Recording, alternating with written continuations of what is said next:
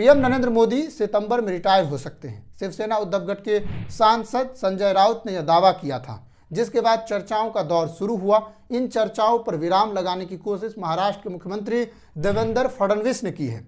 उन्होंने कहा कि पीएम नरेंद्र मोदी का उत्तराधिकारी तलाशने की जरूरत ही नहीं है, वह हमारे नेता है और बने रहेंगे। संजय राउत ने कहा था कि इस साल 17 सितंबर को पीएम नरेंद्र मोदी की आयु 75 वर्ष हो जाएगी। इसके बाद वह पद छोड़ सकते हैं, क्योंकि भाजपा में यह अलिखित नियम है। इनके अलावा ऐसे कई मंत्री पद छोड़ सकते हैं जिनकी उम्र 75 साल से अधिक होने वाली है। इस पर भाजपा ने जवाब दिया और कहा कि ऐसा कोई नियम नहीं है। अब भी कैबिनेट में 80 साल के नेता जीतन राम मांझी शामिल है। वह सूक्ष्म लघु एवं मध्य उद्योग मंत्री है। इसके अलावा कई नेता 75 के करीब हैं। फडणवीस ने कहा कि हम 2029 में नरेंद्र मोदी को एक बार फिर बनता देखेंगे। उन्होंने आगे कहा, हमारी संस्कृति में पिता जब तक जिंदा रहता है तब तक उसके उत्तराधिकारी के बारे में बात करना सही नहीं माना जाता है। अभी इस पर चर्चा करने का समय नहीं है। दरअसल पीएम नरेंद्र मोदी 30 मार्च को नागपुर पहुंचे थे। इस दौरान वह आरएसएस मुख्यालय गए और वहां पर माधव नेत्रालय के एक परिसर का शिलान्यास किया था। इसी को लेकर संजय राउत ने कहा था कि वह अपने उत्तराधिकारी की योजना बनाने के लिए नागपुर पहुंचे थे। संजय राउत ने कहा था कि नरेंद्र मोदी का उत्तराधिकारी अब महाराष्ट्र का कोई नेता होगा। इसी संबंध में वह बात करने के लिए आरएसएस पहुंचे थे और उनका विकल्प भी संघ ही तय करेगा। संजय राउत के इस बयान के बाद कयास जोर न पकड़े, ये बात और जोर न पकड़े, इसलिए देवेंद्र फडणवीस ने खुद सामने आकर इस तरह की बातों पर विराम लगाने की कोशिश की।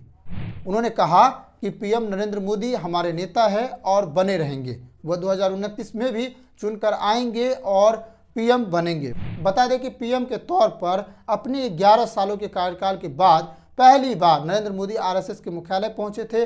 तभी से इस बात की दावा की जा रही थी कि अब नरेंद्र मोदी अपने विकल्प के तौर पर, अपने उत्तराधिकारी के तौर पर नए आदमी को तलाशने के लिए आरएसएस के संघ में हिस्सा लिए हैं, वहां पर जाकर बैठक की है और अब इस पर बात होगी और इसका जो तय किया जाएगा वो भी आरएसएस के द्वारा किया जाएगा। लेकिन अब इस पर विराम लगाते हुए अब नई बात सामने आ रही है। हालांकि आपको बता दें कि लाल कृष्ण आडवाणी को साल 2014 में लोकसभा चुनाव के बाद 75 साल वाली नियम बताकर उन्हें साइडलाइन कर दिया गया था। लेकिन अब उस साइडलाइन के बाद ये नियम पर सवाल उठते हैं कि क्या अब नरेंद्र मोदी पर भी लागू होगा या अब इस पर लागू नहीं होगा।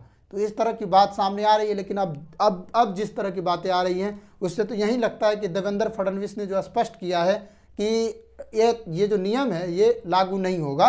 हमारे जो नेता हैं वो हमेशा बने रहेंगे जब तक कि वो जिंदा हैं। इस तरह की बात कही जा रही है। लेकिन देखते हैं आगे क्या होता है। इस दौरान देवेंद्र फडणवीस ने औरंगजेब के कब्र विवाद को लेकर भी जवाब दिया है। दरअसल पिछले कुछ दिनों से महाराष्ट्र में औरंगजेब वाली बात और उस पर बहस तेज है। सपा विधायक अबू आजमी ने औरंगजेब के शासन की तारीफ की थी, तब से ही इस मामले पर विवाद तेज है। कुछ नेताओं की मांग तो यहाँ तक थी कि औरंगजेब के मकबरे को ढहा देना चाहिए। हालांकि देवेंद्र फडणवीस ने अब साफ किया है कि वह एएसआई के तहत संरक्षित है, आपको अच्छा लगे या ना लगे, लेकिन हम इसे संरक्षित रखेंगे। इससे पहले देवेंद्र फडणवीस, उनके कई मंत्री और भाजपा नेताओं द्वारा भी कब्र हटाने की मांग की गई थी, लेकिन बढ़ते दबाव के बाद अब इस तरह का बयान दिया गया है। जाहिर तौर पर अब फिर से संरक्षित वाली बात कही गई है। हालांकि अब हिंदू संगठनों द्वारा किसी तरह का विरोध नहीं दिया गया है, नहीं जताया जा रहा है कि आपने ऐसा कैसे कहा, क्योंकि सारी राजनीति की कुंजी भाजपा के पास ही है। तो अब भाजपा कह रही है कि हम नहीं छेड़छाड़ करने देंगे, तो अब हिंदू संगठन जो बताते हैं अपने आप को हिंदू संगठन है वो भी चुप बैठेंगे, क्योंकि विपक्ष औरंगजेब को कब्र को लेकर हो रहे विवाद को बीजेपी की राजनीति से जोड़ रहा था, तभी से हमले हो रहे थे और अब इस पर इस तरह के बयान भी सामने आ गए हैं। अब देखना यह है कि बहस समाप्त होती है या नहीं, या फिर और कोई बात रहती है।